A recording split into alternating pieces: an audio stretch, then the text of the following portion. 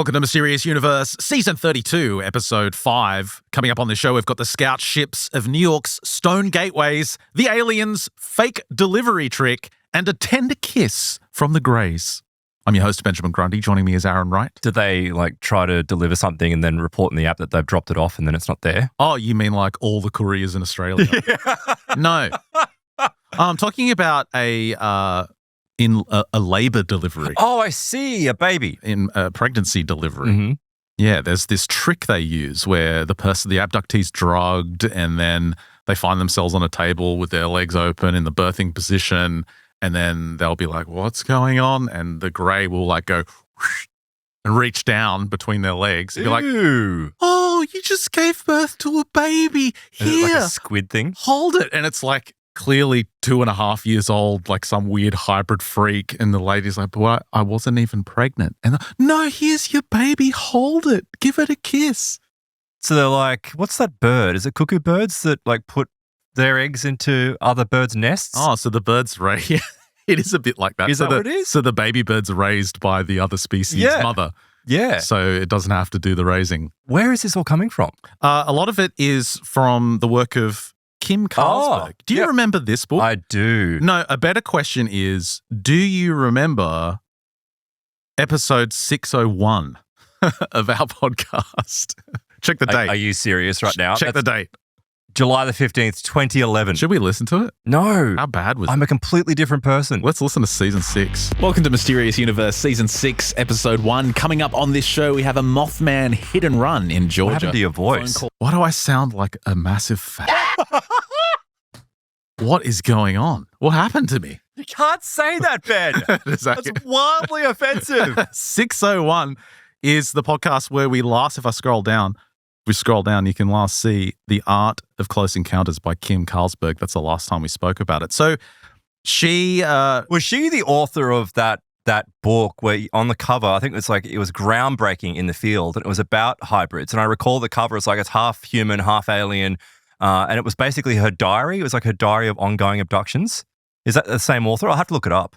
Well, I don't have any memories from 2011, obviously. It's all a blur going back 3 weeks. But the reason I wanted to get into this is because in the last Plus show, we covered this audio documentary from Stuart Davis, who is a very talented musician, and he revealed in this documentary, which I'll link to in the show notes if you haven't heard it. It's called Man Meets Mantis. It's the book, Beyond My Wildest Dreams, Diary of a UFO Abductee. I'll link to it in the show notes. I remember seeing this, actually, speaking about years ago, when I was about 14 years old, and for whatever reason, just even the cover, there's something which is inherently terrifying about it. Do you mean this one? Yes. Beyond My Wildest Dreams? Yeah, there's something really just, ugh. Well, that's what I'll be talking about today. Oh, okay, because this came out in... 30, 40 years ago. No, this is 2016. No, this book has been out for years. This is 2016. No. What do you mean, no? No. I'll look it up for you. What are you talking about? This book has been out for years. How could it be? She's talking about events from 1992. Her first book published nearly 2 decades ago. Yeah, that's this. So 1995 was when it came out. This one, Beyond My Wildest Dreams. Yes. Really? Yes. Why does it say published in 2016? Because that's the Kindle edition. Oh. The paperback came out in 1995. Just fuck this. Done. Had enough. Because how can I see it as a 14-year-old and be really free? Now I'm I know my memory's bad, but I was like, did I imagine that? Am I actually fabricating? Well, you don't even know what we talked about on Season 6, Episode 1 from 2011. Why would I rely on your memory? This show is a train wreck already this week. This is bad. This is really So bad. anyway, I'm going to be talking about that book. But what I was talking about with Stuart Davis is he revealed that his inspiration, his muse for a lot of his creative works, which included 3 movie scripts and a film, which may or may not be released in Russian, and a bunch of albums. His muse was an encounter with a praying mantis entity in 2010. Yes, that's right. And it was a stunning story that he told, but also very unsettling at the same time. And he recognized that despite his drive of creativity coming from this being, he claimed he received telepathic messages from it, weird influences in terms of what to be interested in, and these movie projects came from it. He acknowledged that some people's lives have been ruined by typical encounters with these entities, and most of them. One of those people is Kim Carlsberg. So I'll be going into hers. I can't remember a thing from my 2011 coverage of it, so hopefully you don't either. And that goes for you, Aaron, and everyone listening. What have you got coming up? I don't know. Oh, great. Okay, no, I do know what I got coming up. Actually, this ties into, we're going to be taking a look at some of these New York stone chambers. There's a really interesting connection that I found. There was a laboratory back in the mid-'80s that did some investigations into these stone chambers. And you can see them, like you'll know the images as soon as you see it, and I'll bring some of those up later on in the show.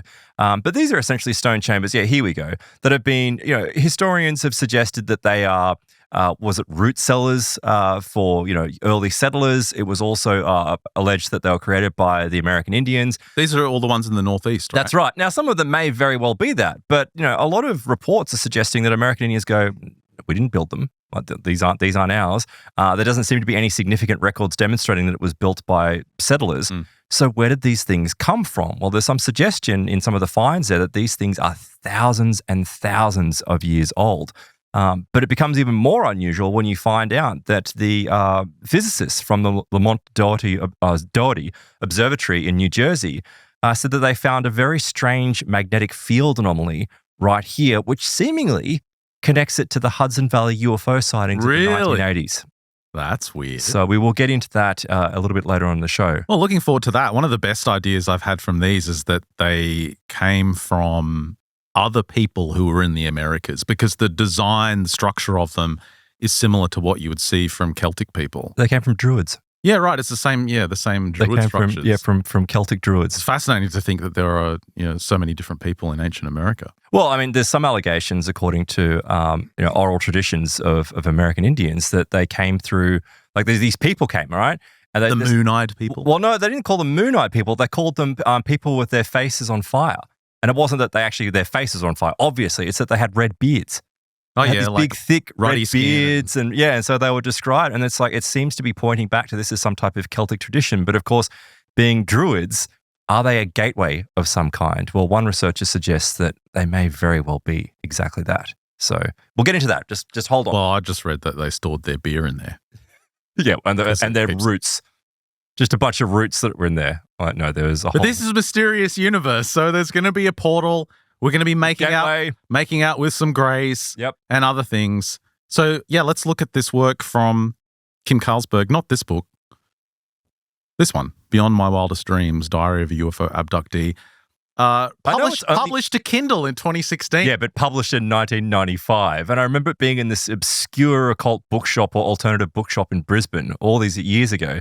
And even though the cover is it's a drawing, like it's not an actual picture, it's just, for whatever reason, and obviously we'll link to it so you can have a look, it elicits a sense of something that's very uncomfortable. Wait, does that mean that this art one came out later? Yeah, this one's only relatively recently. This is the second book. And in fact, I remember we were at, I think it was maybe a Nexus conference where they were talking about publishing it. So, you're worse than me. Look at your face. Don't fucking care. I don't care. Oh, I could thanks for that before as well. I could just imagine the comments right now, the triggered people that are like writing comments and reporting you. That's also great. Don't care. She says in the beginning, it is my personal conclusion that the entities you see on the cover, they're not extraterrestrial, they are extra-dimensional in origin. She says they emerge into our density and solidify. Unlike the other abductees I've met, she says, most of whom only have vague, fragmented memories, she's fully conscious through many of these experiences. So she does report some regressions, which I'll go through later on in this segment, but a lot of things are just her diary entries from events that happened the night before, where she's woken up from this visceral experience. She calls them dreams in parentheses to say that, well, it's a way to protect herself, I think. Yeah, in quotes, to say that she calls them that, but they're not that. Yeah. They're real, tangible experiences.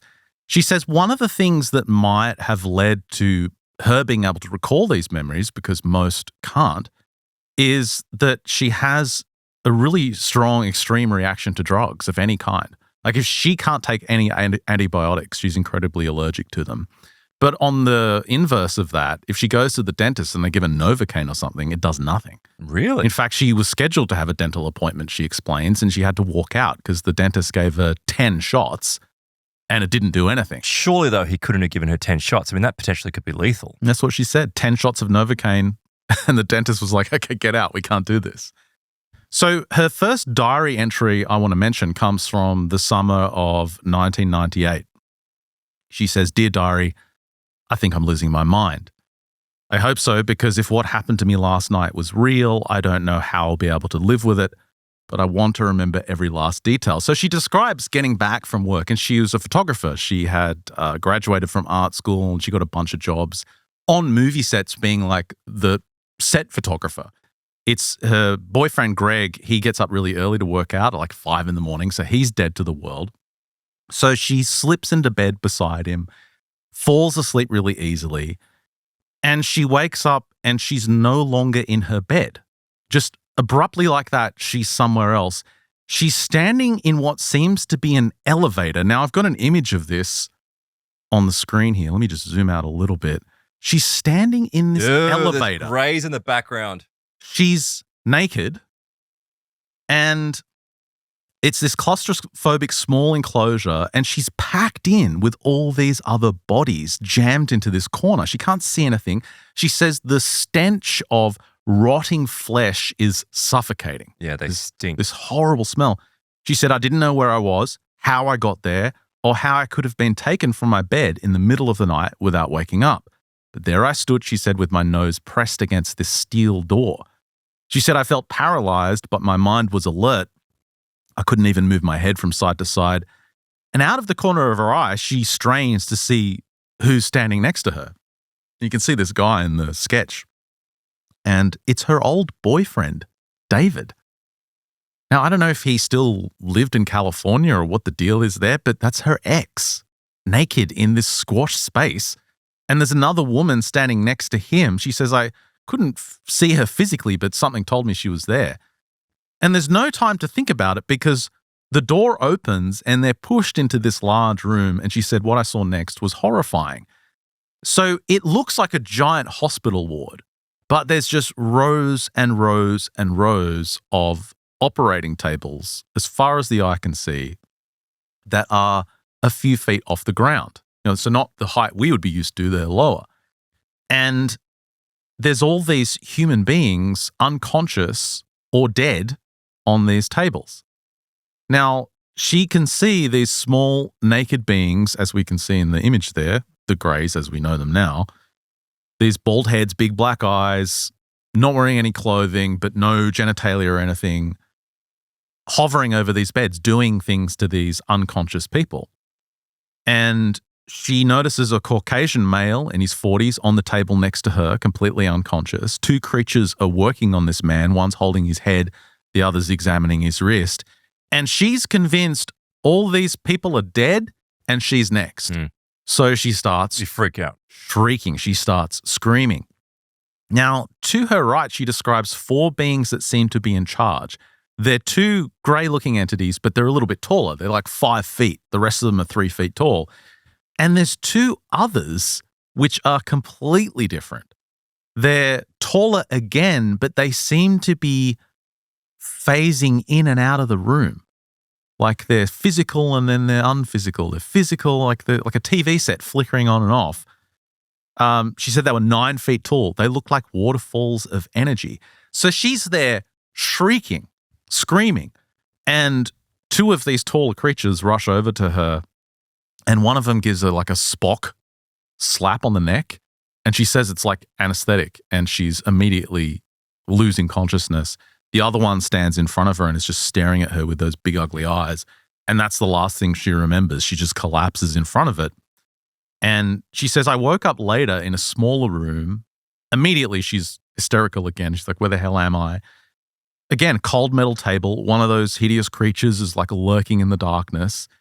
And she sensed that whatever its task was, it had finished it, and now it was waiting for further programming, like its next instructions. Yeah, because they're robots. They're drones. And she sees that in the space she's in, this door opens.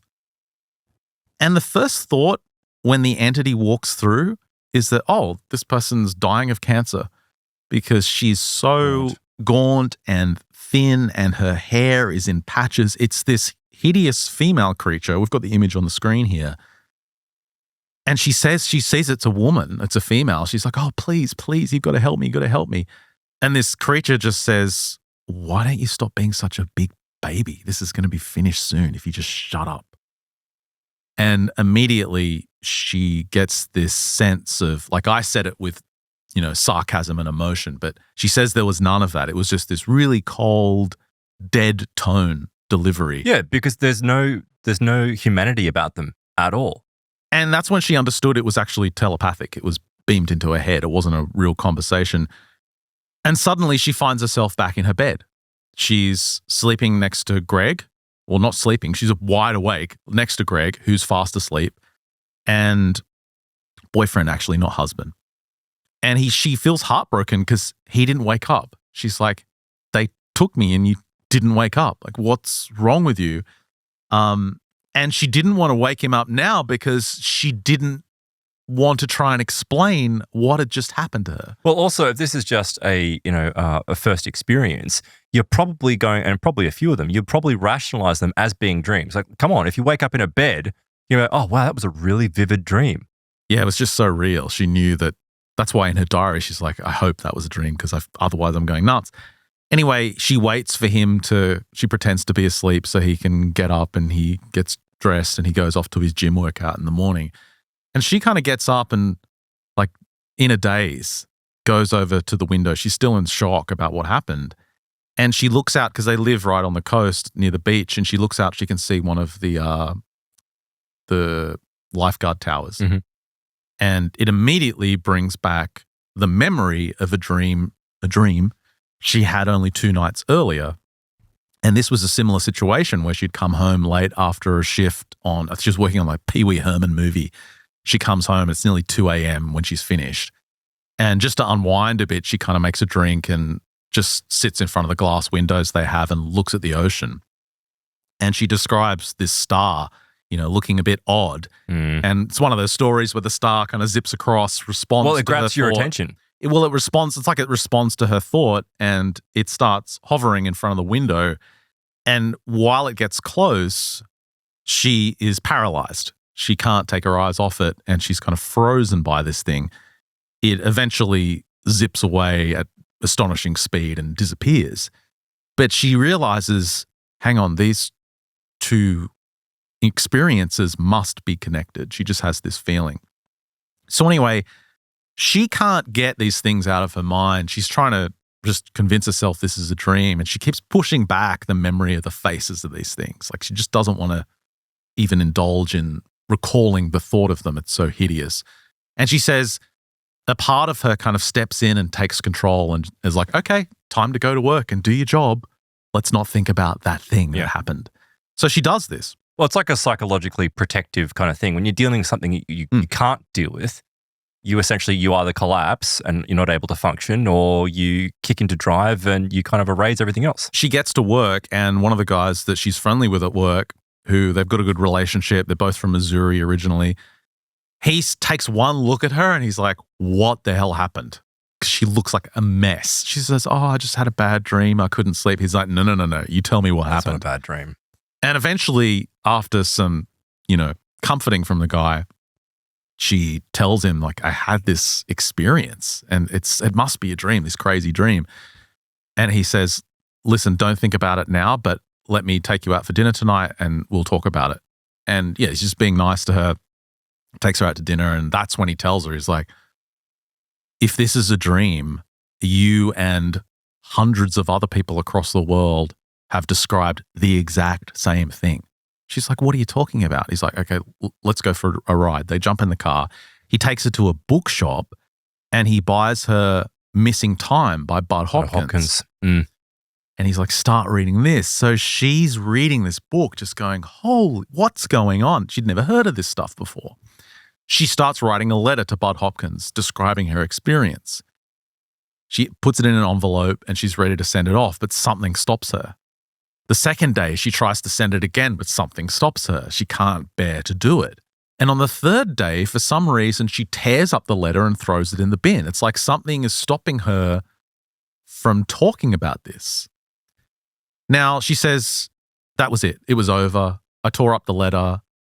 If this happened to me, I don't want to think about it again. That's gone. I need to get on with my life. Don't you find it unusual, though, that she was able to tell this story to an acquaintance, but then when she tries to contact a noted researcher, something prevented her from doing that? Well, the way she describes it, it's like he really didn't give her an opportunity to say no. He was so insistent and he knew her so well because they were good friends.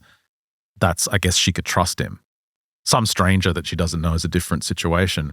But anyway, over the next 2 years, from the outside, her life looked great. Her boyfriend, Greg, he pitched a show to NBC. He had this crazy idea of doing a show about lifeguards, and it became Baywatch. Oh, really? Yeah, he was the producer of Baywatch. And so he was doing really well. He was super busy, working long hours, but the show was a huge success, obviously. They ended up moving to a really nice house in Malibu. They were right on the beach. And he was being drawn into his career. Like these were the years he was kicking ass. And she, from the surface, it looked like she was doing good, but she was being drawn into the nightmares. She was being taken more and more often.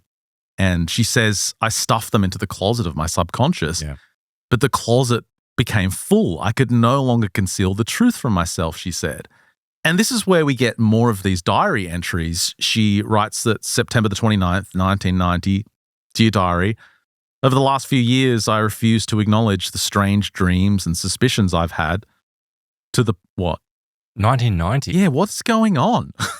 Like the opening one is 1998. And then she says 1990. And I'm just copying from the book. It's just, I don't know, maybe it's a woman wrote it. Ben! This is twice this episode. What? Are you trying to get us actually kicked off YouTube? What's your problem? What? You've read as many books as me. You notice these things as well. Yeah, so anyway, 1990, what was it? 1990. 1990. Yeah. She says, Dear Diary, over the last few years, I've refused to acknowledge these strange dreams and suspicions I've had to the point I stopped writing in my diary, but after last night, I can no longer stay in denial. So she basically went to bed as usual, suddenly woke up in the middle of nowhere, naked, lost, and she's running through a thicket of trees. It's not California anymore. It looks like the Northeast somewhere, like you were just describing. And she's running from this searchlight in the sky. She's feeling like the trees hit her as she's rushing past, and she has the feeling that she's prey trying to escape from a pack of wolves. That's just what it feels like. And her blood is pumping. She's full of adrenaline. Her heart's just going bananas.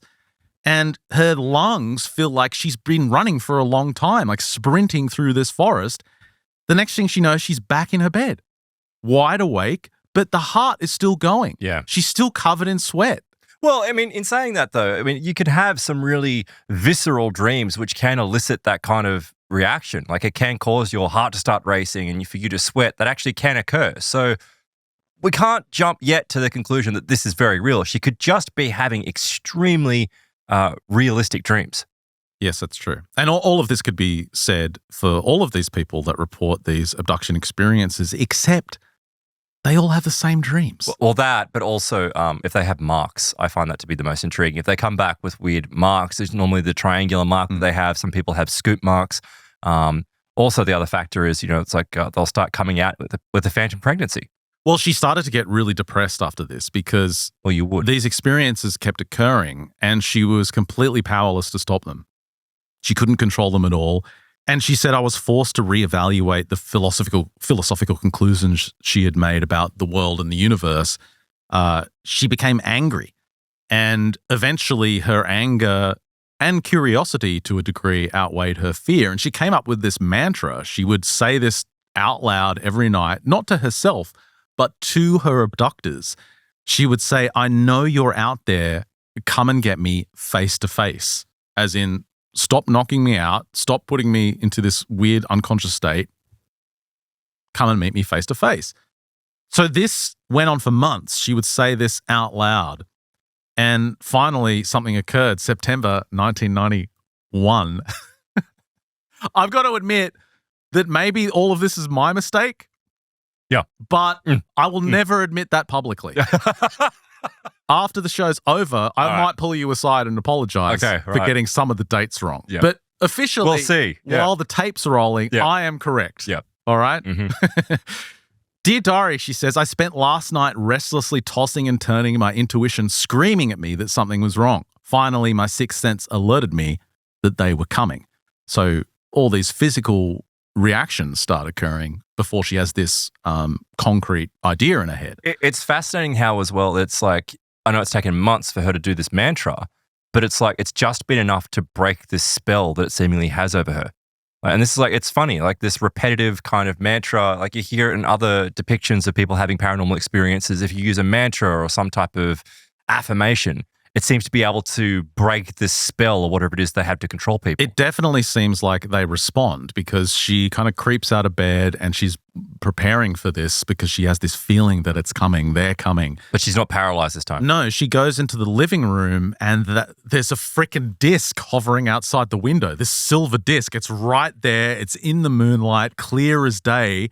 And her reaction is, ah, and she dives behind the couch and starts crying. And her face goes bright red, not because she's scared, but because she's embarrassed that she's scared, because she's hyped herself up for months going like, I'm going to take him, like, come and get me. And then they show up and she's terrified. She just can't control her emotion. And this disc, she said, left. And because it left, she feels some sense of, oh, like they actually responded to me being afraid in a positive way. So she has a glimmer of hope that maybe things can change. Maybe it's not going to be this continuous, relentless nightmare. Why does she interpret that, though, as being positive? At the best, because they didn't come and, even though she was terrified, they didn't come and take her like they usually do. Mm. It's like they came, they gave her this opportunity to face them in this conscious state, fully conscious state. And she wasn't able to deal with it, so they left. And throughout the book, I've got a painting on the screen here. She's included these paintings to represent these experiences. This one's called Chicken Little. And towards the end of this segment, I'll just bring up some of the paintings and go through some of the stories without going through her diary entries.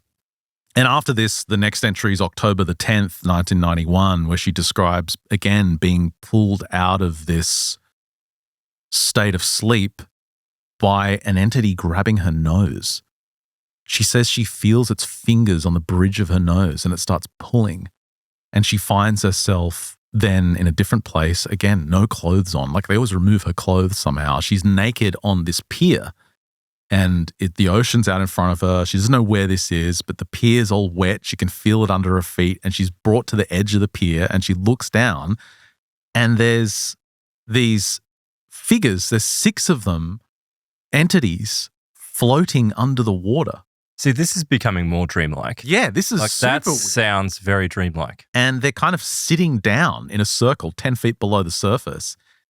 She gets this telepathic message that one of the members of the group is leaving and it's her turn to fill the space. Oh. What?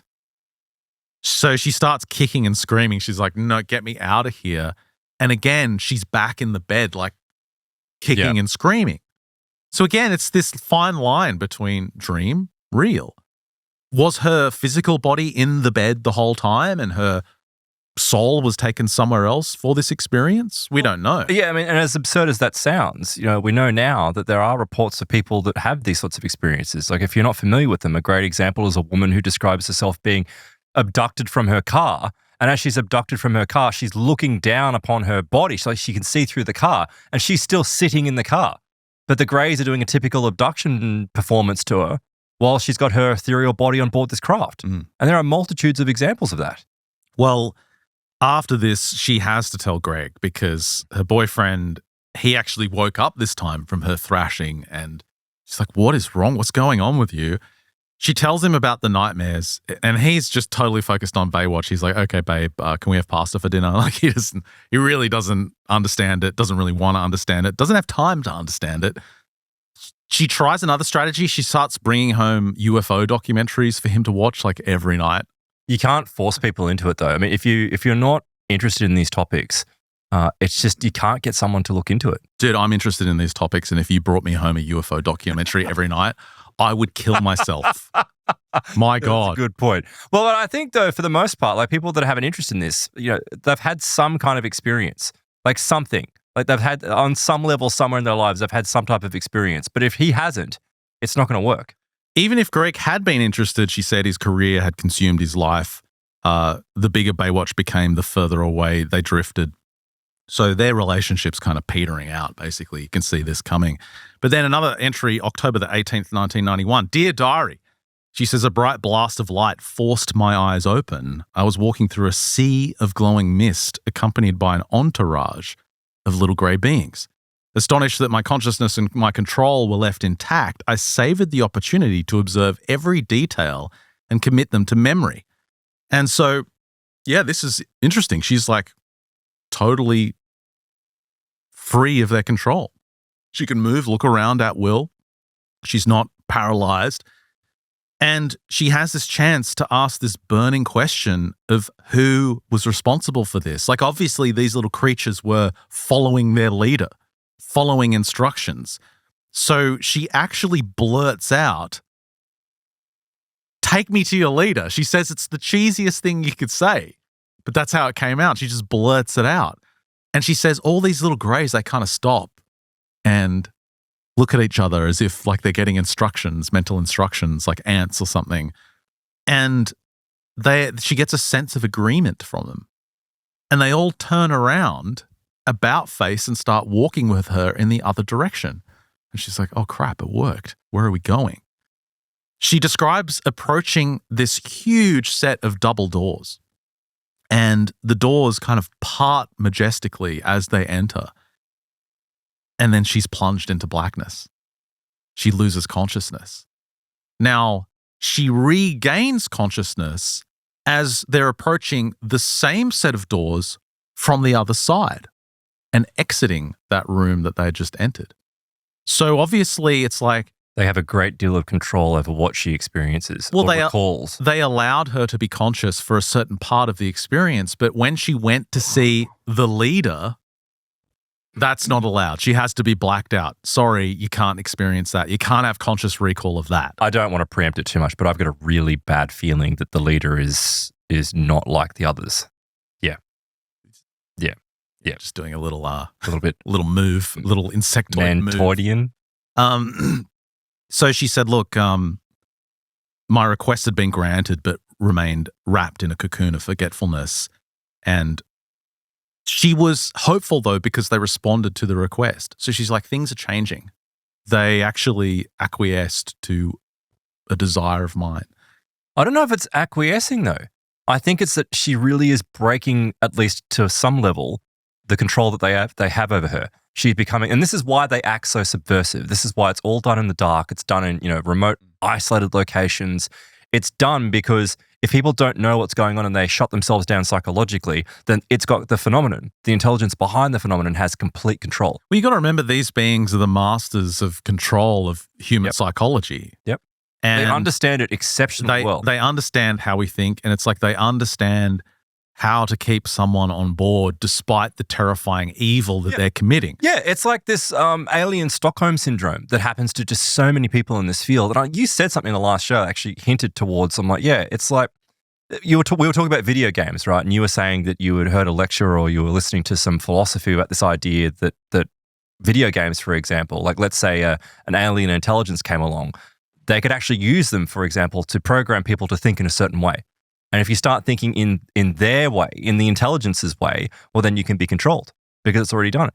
I'm like, this is what people don't realize. They are so exceptionally are good at human psychology, even though they're cold and they understand us, they can completely control us. Well, you could say they're giving her a little bit of leeway so that she'll endure and be more maybe pliable later on. Is that why? Yeah. Is it like, because if they do have complete control, well, then why would they adjust what they're doing? It's because she is resisting. And so the way to allow, it's like that old saying, it's like, if you try to cling on to something, like a handful of sand, for example, if you try to clip really tightly, all the sand will just fall out of your hand. Whereas if you let go a bit, the sand will just stay in your hand. It's the same thing with these abductees. Well, part of that psychology comes in about a month later. So she has another entry in November of 1991. She says the eyes have returned. And she starts to have these visions of these giant eyes floating above her bed at night. She's done a painting of them here to represent what she's seeing. They're like 3 foot across. They're huge. Yeah. And they're floating over her bed at night while she's watching. She's awake watching them. This is what stands out about Carlsberg, is that her experiences do differ quite significantly to the standard abduction trope. The standard abduction trope is, a beam of light through the window, you're paralyzed in bed, then you find yourself lifted out of bed and you're on some craft. And that's pretty much the crux of most of these, at least from a popular cultural reference. What she's describing here, though, of like having weird 3-foot eyes hovering over her bed, it's highly unusual. So is it that she's just recalling more of what's going on here, or is she just a very vivid dreamer? It's a little from column A and a little from column B, but I wouldn't say that there's a standard abduction experience that doesn't include incredible bizarreness that sounds dreamlike. And remember, she said that they're from another reality. And so things that appear dreamlike to us are not, could be normal physical reality to them. We can't really think of it in terms of, our solid understanding of this dimension that we inhabit.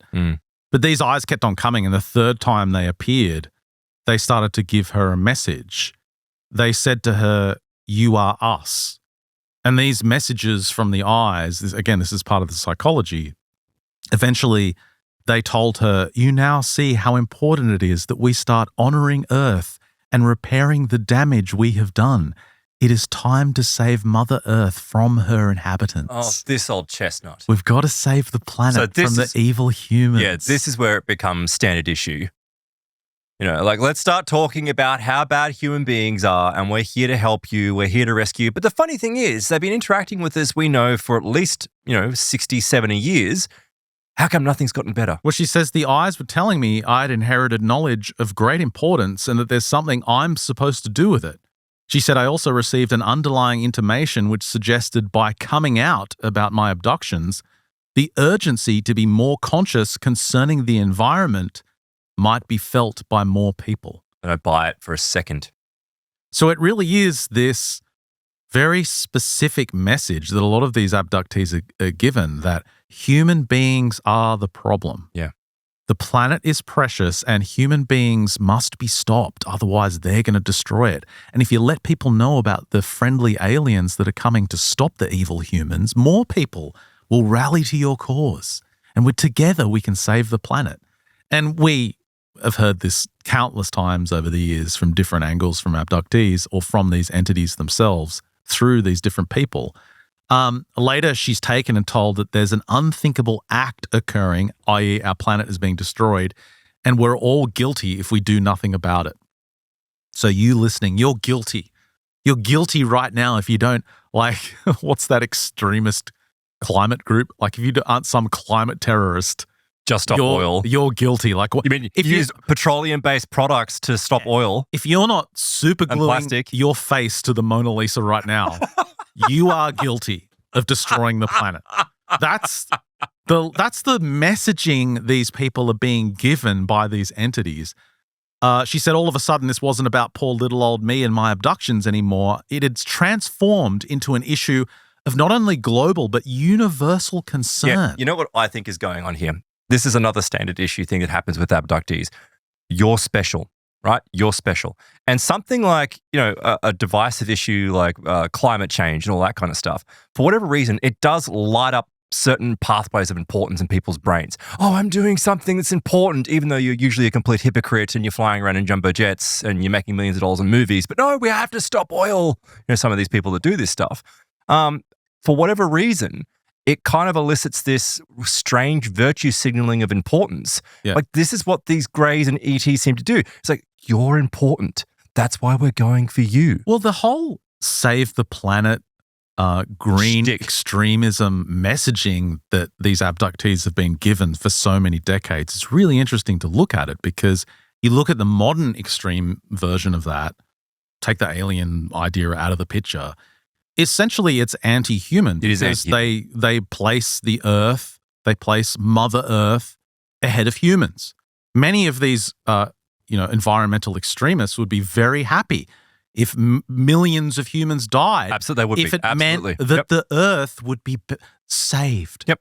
And Not millions, billions. It's fundamentally anti-human. And isn't it interesting that these extraterrestrial entities give that exact same messaging to these abductees? Again, it's fundamentally anti-human. And who's to gain when something is anti-human? Colonizers. Yeah, someone who's not human colonizers. is there to gain. So it's very clear what's being done from a psychological perspective. So eventually she gets in touch with, what's that UFO group? The Center for UFO Studies. Is this with Bud Hopkins? No, this is, what's the acronym? CUFO or CUFOS or something? Sorry, I shouldn't have drank all that bloody Gatorade before this. I'm burping all over the place. It's all right. Center for UFO Studies, let me bring it up. Anyway, they put her in touch with Yvonne Smith.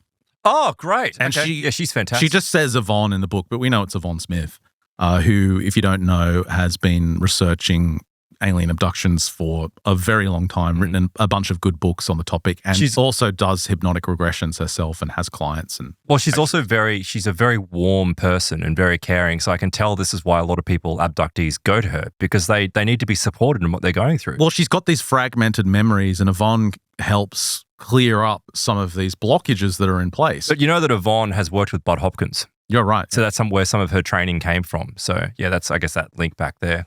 Well, she goes through this regression, and again, it's a typical scenario, metal table. And it's funny, she's like, they've got all this technology. Why are the tables always freezing cold? Yeah, can't they have a warmed up table? No, they don't care. Because they don't care. A mechanical device is suspended a few feet above my body, she says, and she describes a tube coming down from the ceiling being rammed up her nasal passage, as we've heard many times. She cries out in pain, "What have I done? Why are you doing this to me?" They don't care. They went about their business. Time passes. She wakes up. She's still on the table. Her arms and legs are strapped to horizontal poles, and there's 3 aliens standing around her with cold, empty eyes. Another grey inches closer, carrying something made of glass. Oh, this image is awful. And it's showing her, I've got it on the screen here, this jar with this weird fetus in it. Why is there a semi-transparent woman in the background holding a rose? Yeah, we'll get to that. She says, I could hear their thoughts as they discussed the embryo's gender. And as they brought the bottle closer, I understood what was about to happen.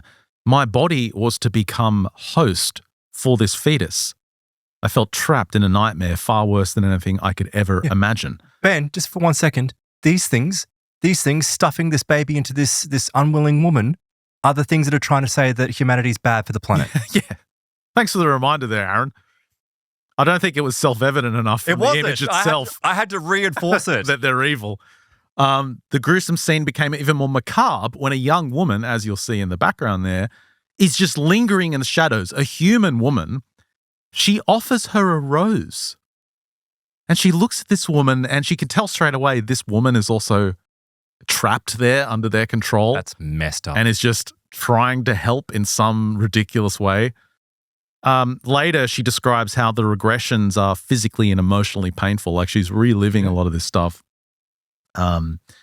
She said, I followed their focus down towards my legs, which were spread apart, and one of the aliens was removing something from them. So this came later. This is a later regression. An extremely tiny newborn, almost fetal, is removed, and I can hear them saying telepathically, we can't stop the bleeding, or they couldn't stop the bleeding. And at this point, she's like begging for death. She's like, please kill me.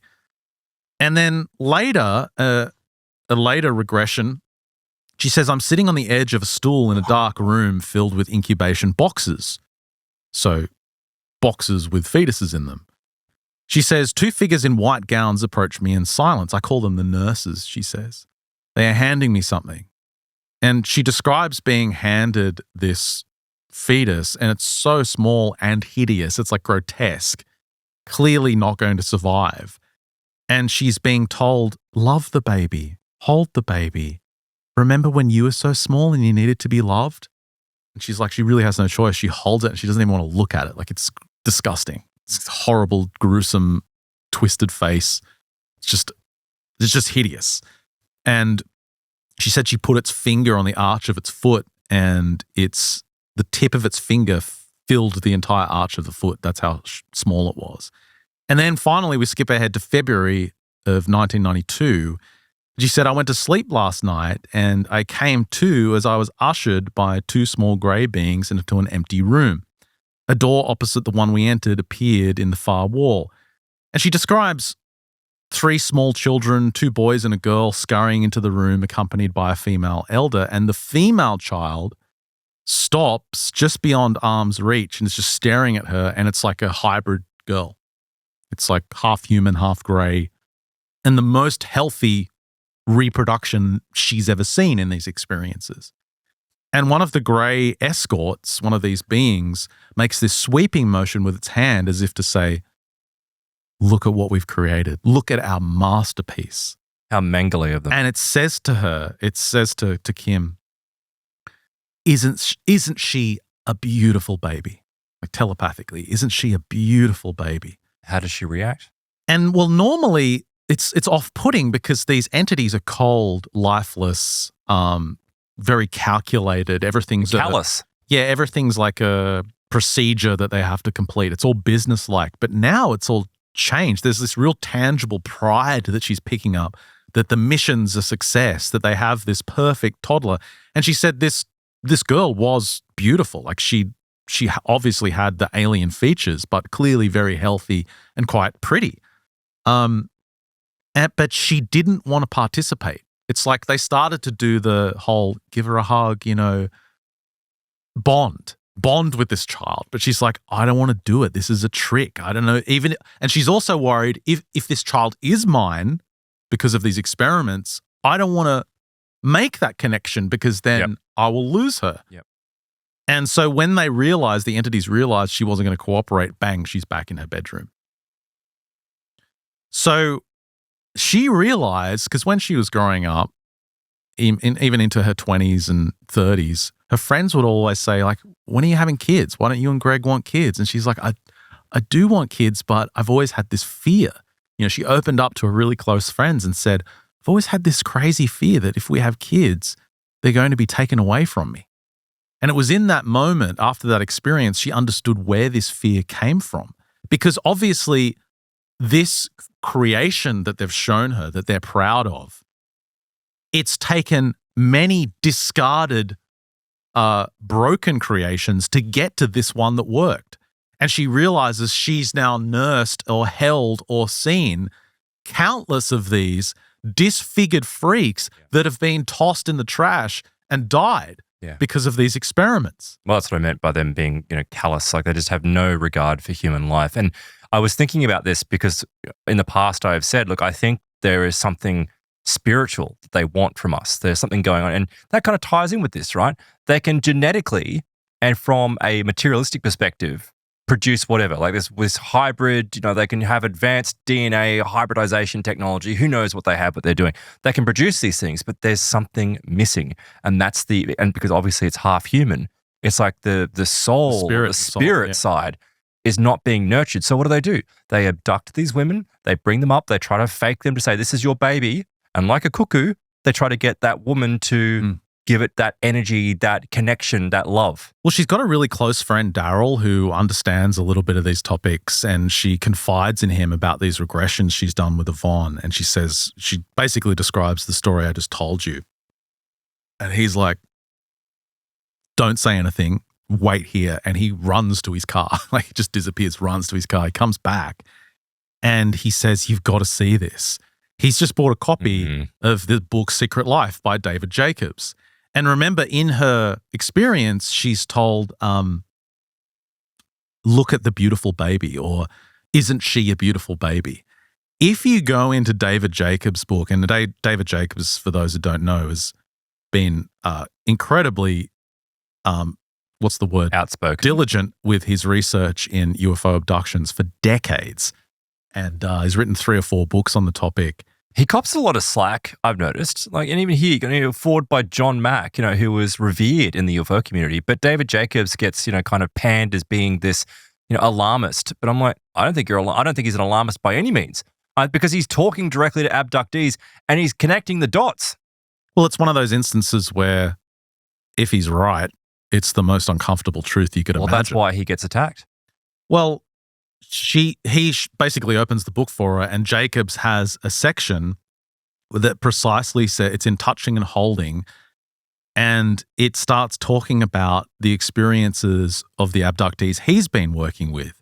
And he says, typically the aliens bring the abductee into the child presentation room, and he describes the scenario I just laid out to you. This happens time and time again. The entities will come in with one of these hybrid freaks and say, oh, here you go, hold it, touch it. But he said later, the woman senses the communication. Isn't this a nice baby? Isn't this a beautiful baby? Wouldn't you like to hold the baby? Hold the baby? The exact same thing she's just experienced. One woman was told the baby would get sick if she didn't hold it, that it would develop a rash. Therefore, she had to hold the baby. The woman will hear the directive, nurse the baby, put the baby to your breast, feed the baby. And so he goes through the 4 ways they try and forcefully instill bonding between these hybrids and the human abductees. He talks about the first way to instill this thought. Beautiful baby. Look how beautiful and nice this baby is. It's intergalactic gaslighting. Well, the second manner is that when they're encouraged to hold the baby, they use some kind of technology or trick. And some abductees have said the baby actually transforms in front of their eyes. Wow. So it goes from something gruesome and hideous that they don't even want to look like to a beautiful looking baby. Yep. And they're like, oh, no, it's pretty now. And the fear is kind of bypassed in that way. The third way is they tell her that the baby is her baby. Yeah. Now, Jacob says this could likely be true because they've been taken, obviously, for these experiments. And the third method is really bizarre, which is what I mentioned at the start of the show. It's the dummy birth. He's come across tell me about this. Quite a few cases where the aliens arrange a delivery. So someone gets abducted, the woman gets abducted, she comes to, she's on the table, she's in the stirrups, she's in this position to give birth, and the aliens communicate that she's about to have a baby. And she's in this drugged out, confused state, not even thinking that she wasn't pregnant, and she will start to see movies of herself giving birth in her mind. Or sometimes it's even they get lazy and they just show a movie of another woman giving birth in their mind. And there'll be like sound effects of this baby crying. And then the alien will like bend down and reach between her legs. It's like a cooking show. Here's one I prepared earlier. Yeah, and bring up this weird hybrid fetus and hand it to the woman. Does that ever work? Well, they're just in such an altered state. They just always take the baby. And then after they take it, they're like, hang on a second. What is going on? You know what's fascinating about this, though, is like they're clearly powerful. Like they're clearly immensely powerful. They clearly have technology that is beyond human comprehension, and yet they still haven't taken over the planet. And so they still pull these charades. So it makes me feel like with these things that it's like it's this old sense of in the absence of force is deception.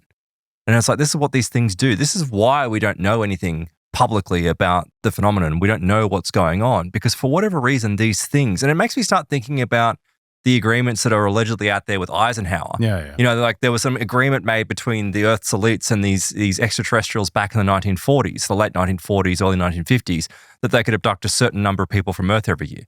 And I think it was something absurd. It was like 300,000 people off Earth every year. And they had to report it to some central agency. But I'm like, we all know how government is pretty terrible. So how is it going to be actually keeping those sorts of records? Those stories that get spread around. And the idea that they just broke the rules immediately. Yeah, straight away. Millions and millions of people are being taken.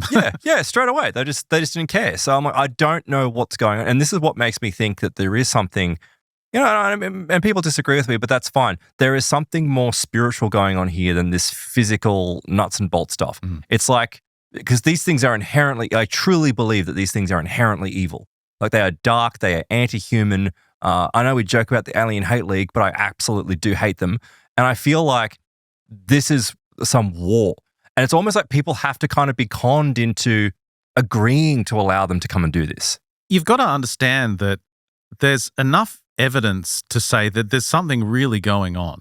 You can divorce this from the UFO phenomenon all you want, but it's obviously connected. And I think it would make sense for it to be, if not the most important factor, one of the key driving factors to why any aspect of the phenomenon isn't publicly acknowledged by the military or by the government or by anyone else.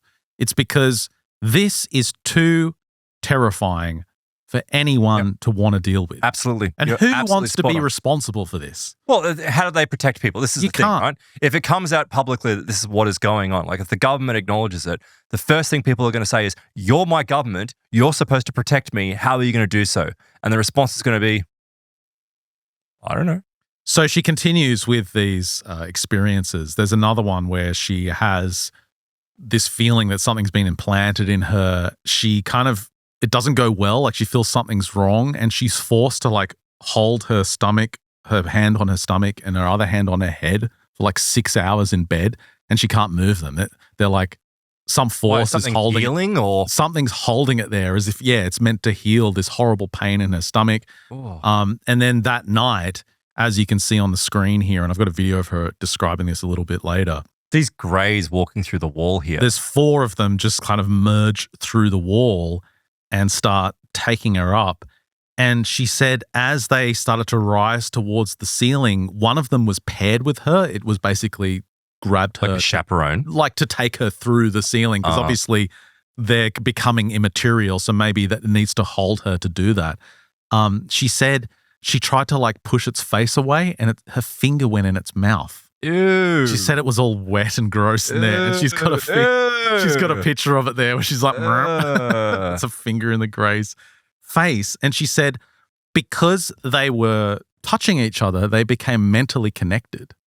And she was feeling all these feelings of disgust and filth. And then as they're floating up towards the ceiling, she realizes, oh, they're not my feelings. Yeah. Like this entity is it's disgusted by humans. It's like, ugh. Yeah, see?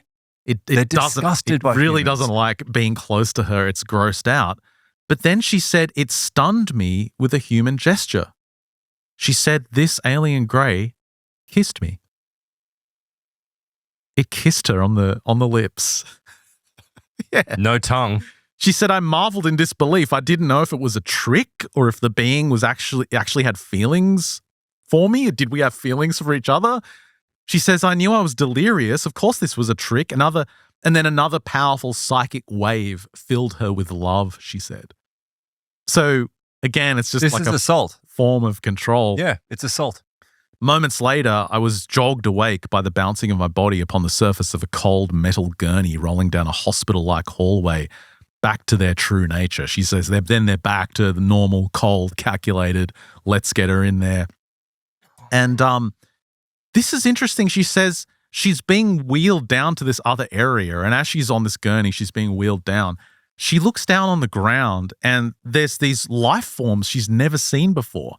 She said they lay motionless on the floor, and they were like soft, shapeless mounds of bread dough, but each radiating intelligence. Like they were all telepathic, like bloop, bloop, bloop, just blobbing everywhere. Proto material for the greys to later on be used to turn them into drones. She had no idea, but she speculated maybe they're like pets. It's like they're dogs. They're like sentient blobs of dough just sliming around. That's what I'm thinking. It just sounds like there's going to be slime everywhere. But anyway, she makes the case that while she's in these experiences, the whole nature of it is not like anything you can describe. It's very dreamlike in that they have total control of her consciousness. They can flick her on and off like a switch. And this happens multiple times. Once she's flicked off and then flicked on, and she finds herself in a hallway and she realizes she's got this, like her heart's beating faster. She gets a feeling like she's escaped, like she's gotten out of a room or something and she's on her own. And she walks down this hallway and she feels this telepathic presence behind her. And she's like, oh, shit, they've found me. Yeah. They're going to get me. And she turns around and it's an old lady.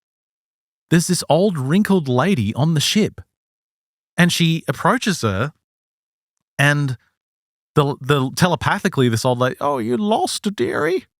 I've been dragged onto a freaking spaceship. Yes, I'm lost. And she's like, can you tell me where the elevators are? And she's like, second door on the right. And she says she was so wrinkled, there was something off. Like it was probably a grey giving a mask or, some kind of psychic projection or something. So she goes to the elevator. She chooses the wrong door. She hears a telepathic voice saying, no, it's the other door. She goes to get in the right elevator and then immediately there's 4 greys coming to get her and she realizes this creepy old lady had summoned them. Anyway, she gets wheeled into this other room. And this is where it just gets so bizarre. Like you think abduction stories are bizarre. They always take these twists that you don't see coming. She's in this room, still drowsy, but there's this, how do I describe it? She calls it, it's almost like a coffin, but it's made of plastic. And she watches as this hand comes up and starts to unzip it from the inside. So is it like a body bag? It's like a plastic see-through body bag. And she watches as this perfect Ken doll starts getting out of the plastic bag. Like this is very Rocky Horror Show. He's breathtakingly handsome, she says. The most amazingly handsome male face. His features are so perfect, he looks like he's the handiwork of some doll maker. And he gets out of this plastic bag and walks over to her. And he's like, Kim, it's Stuart. Wake up. Because she's still lying like half paralyzed on this gurney.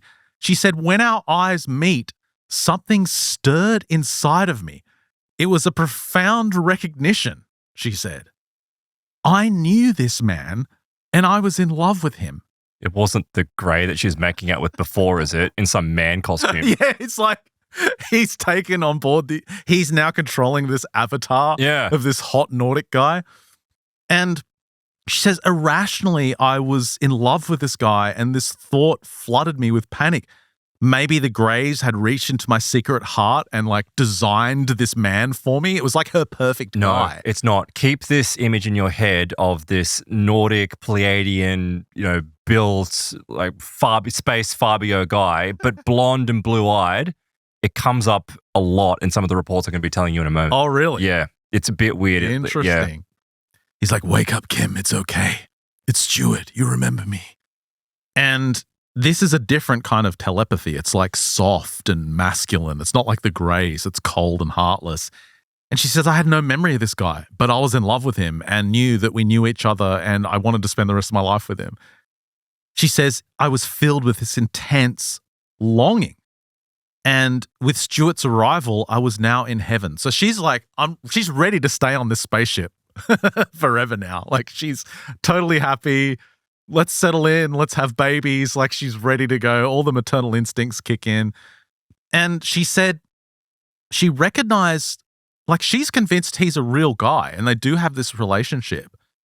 But there are alternate dimensions. They're like parallel worlds. It's like all the old stories of the Fae having a fairy wife in the other dimension. Right. Yeah. Being married to the Fae. Like they even believe that in Africa in some places that you have this spirit wife in another dimension. It's the same kind of concept. And she basically understands that she'll never be able to have this conscious relationship because it's like two parallel worlds that only occasionally intermix. Anyway, her consciousness flicks off and then on again, and she's now somewhere else. He's now wearing a lab coat, and he's like got his finger to his ear as if he's getting some instructions. And he turns to her, and he basically says, "Come to me, everything's going to be okay." And he pulls out the biggest freaking hypodermic needle you've ever seen. It's like 12 inches long. And she says, something happened to me. Every cell in my body recoiled from this needle, and instantaneously my consciousness imploded into a ball of light and I woke up in my bed. And she's like sitting up in her bed staring at the clock, thinking, what the hell was that? Like she's just teleported herself out of there. Is it also like a betrayal? So there's some betrayal that's kind of initiated something inside her? I don't like know. A reaction? But it gets even weirder from here. How is that possible? So August the 30th, 1992, and I'm getting towards the end because we've got our plus extension coming up, but it's her birthday and she goes out to dinner with a friend, comes back early. She's like in bed by 10:30. She's exhausted. Anyway, she wakes up, like has that abduction feeling. She wakes up. She's now on the side of a mountain range right next to a cliff face. There's like a stone cliff and there's like some weird ticket booth built into the cliff face. Like she looks around, it's kind of dark. She realizes she's still on Earth, probably America somewhere. But this cliff, this mountain, and there's an attendant there, like a human, this woman. And the woman very coldly says something like, as soon as you check through the gate, you can get acquainted with the complex. Just put your details in the ticket machine there, and there's the entry. And there's this ticket booth, like she takes a ticket, these doors of the mountain open up, and she's inside this complex. She blacks out again. She wakes up, there's 3 doctors hovering over her that are like... So greys in lab coats. Weird, grey humanoids. And then she's knocked out. Something's implanted in her stomach. She's knocked out again. She wakes up. She's now in a giant auditorium filled with thousands of people, like thousands of humans. And she gets... They're actual humans? Yeah, she gets a sense that they're all abductees. And there's this guy on stage explaining to them all why all of this is happening. Like, you're being abducted for this, and we're getting you ready for that, and make sure you remember this, and, all of this will be activated later when you do this. And she's, like, way back in the stands. Is he a human?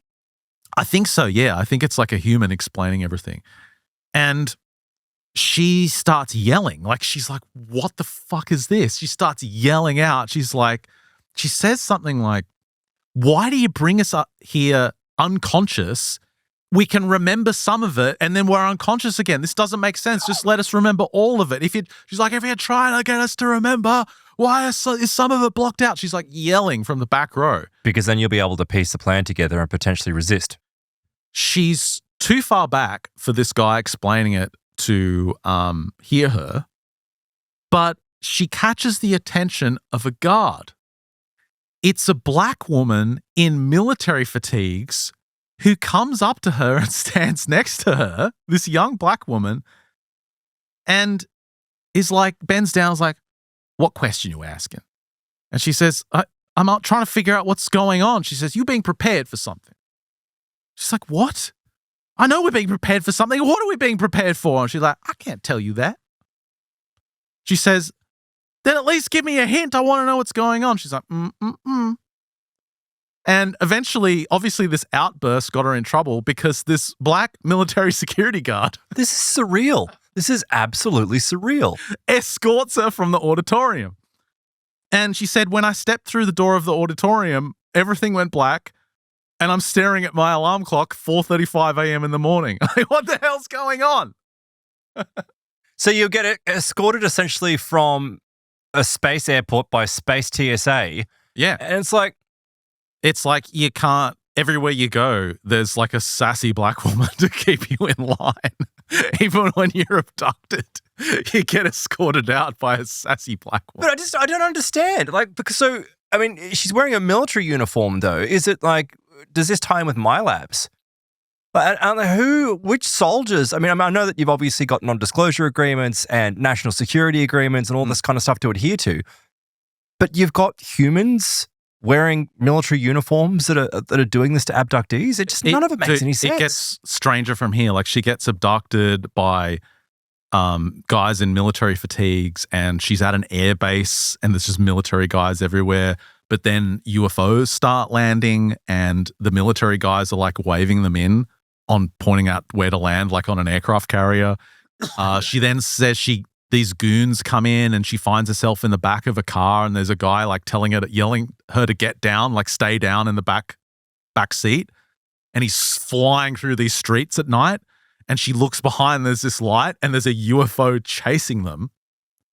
And she claims that when she looks back at the UFO, this sign drops out of it like Looney Tunes that says, "Stop drinking alcohol before you go to bed." Oh my God. This is okay. So what this is now, I'm convinced. Now I'm convinced that, I mean, aside from the really horrible, gruesome stuff, like let's put that to aside for a moment. This actually more feels like what I'm beginning into with the Druids, right? And this whole concept, like these ancient Celtic ideas of there being essentially, actually, it was brought out later on by other researchers, but they based it on Celtic ideas of these dimensions that kind of drift between each other. It's like Halloween, really. It's like certain times of the year or in certain circumstances, astrological alignments, whatever, the barriers, the permeable, or the barriers between worlds becomes permeable. Right? But sometimes the intelligence, which is on the other side and wants to get through, it comes through. And what it does is this idea that it basically responds to the person. So it injects into that person. It's still very real, but it's based on like this subjective experience of the person who's witnessing it. So I'm like, is this what's going on with this woman? Like, she's being exposed to something that is of high strangeness and otherworldly, but it's creating this absurdity and these strange. It's almost like a very advanced hallucination. Yeah, great point. And she does describe earlier on in the book that what becomes apparent is that they have the ability to completely fabricate an experience for you to go through, and it will feel 100% real. I reckon that last part definitely was that, like going into this auditorium. Because they understand that experiences have much more lasting impressions than words or movies or books, or like when you go through an experience, it is in you. Well, and so they will create very specific experiences for a specific purpose. So a lot of these things that she's going through, it's stated earlier, and she makes it clear that it's not necessarily something real, but it feels real, and that is in essence the problem. You can't tell what's real and what's not. Let me quickly play a video, and then we'll go into the plus extension. This is she says after this, she was interviewed by a Fox program called Sightings. Oh, I know Sightings. Yeah, it came out. This is like mid-90s, and she didn't have enough time to think about it. It was like, hey, do you want to go on this show? It's like tomorrow, we really need to hear from you. And she didn't even think about the implications of going on the show or what her workmates would think about her or anything. She just went on and she just let it all out. So forgive my very rough cut of this video. I just kind of slapped this together, but this is some of the excerpts of her in this episode. Let's take a listen. At 4:30 in the morning, I saw this image of these four beings just move through this wall. They just, like it wasn't there. And they came over to me, two at my feet, two in my head, and they started to lift me up to the ceiling. They're not interested in your mate, they're interested in you. So what they do is they render the person that you're with unconscious. Find yourself on a table and these creatures around you with instruments, and you have no idea what they're doing, and they don't tell you. They have a mission, a job to do, and they're doing their job with little respect to their subjects. There's one being in particular that I always recognize, and he's not a gray. He's taller, he's thinner, he's got a bigger head, he's got bigger eyes. His limbs are very praying mantis-like. I remember being on a table with my head turned away, not wanting to look at this creature, and then when I looked at him, I just recognized him as the one that I hated. That's familiar? It. Yeah, very familiar. If you've heard that last episode on Plus, these are the ones running the show. And this is why I keep on saying I feel like this stuff is inherently evil, because these damn things, these insectoids, they are absolutely terribly evil. I've been shown children. I've been shown babies. I've been asked to hold children and babies. I've been asked to give these children affection. And these children aren't alien children, and they're not human children. They're somewhere in between. I've been on a table, and I've seen something removed from my body that I will call a fetus, a baby. It was so small I couldn't believe that it could live on its own. I remember putting my finger in the arch of its foot. I was afraid to look at the face. I was afraid to see what it looked like. There seems to be an enormous interest in the emotional side of this, too, on the part of the aliens. They want us to hold these odd little children, these babies. They want to see how a mother will hold in love a child, things which to us are instinctive. That was Bud Hopkins, wasn't it? Yeah, there's David Jacobs right at the end there as well. So, yeah, I mean, the mention of the insectoid, the mantises, which is why I wanted to go into this, because her name came up on that last Plus show when we covered that artist, Stuart Davis. Can you see the similarities, though, in his experiences? And so if you didn't hear it, in his experience, one of the earliest things that happened was that he saw an orb floating around his property, and his daughter saw it as well. And it was coming up close to the house. What did Kim describe? She's described this orb-like thing paralyzing her through the window. Like, it's the same thing, Ben. And then once again, you got these damn insects popping up. People go, that's absurd. That's crazy. But how many reports do we hear of abductees? You know, they'll openly describe their experiences with these grey type beings. But then when you dig in or you go through hypnotic regression, these things will come out where it's like, oh yeah, there happened to be a mantis standing in the corner. Yeah, the one running the show, Yeah. the one in charge, the one giving the instructions. Like rubbing its pincers together. The one giving the orders. These guys. So when we come back after the break for our Plus extension, I'll reveal what she thinks of them, what she believes they are doing. And yeah, they are particularly disgusting. Along with the involvement of the CIA. Well, yeah, no doubt they're involved. Well, no doubt. Again, it's this like, and also, where is he? Have I got him? There he is. What is that? It's like some androgynous, grey, small, B-cupped humanoid. She says he's not a grey, he's not a human, and he's not a mantis. He's something else. Ew. He's like But why is he shoving a human through a wall? Well, he's getting Obviously abducting. He's getting her into his favoured position, which is coming up in Plus, not for the free show.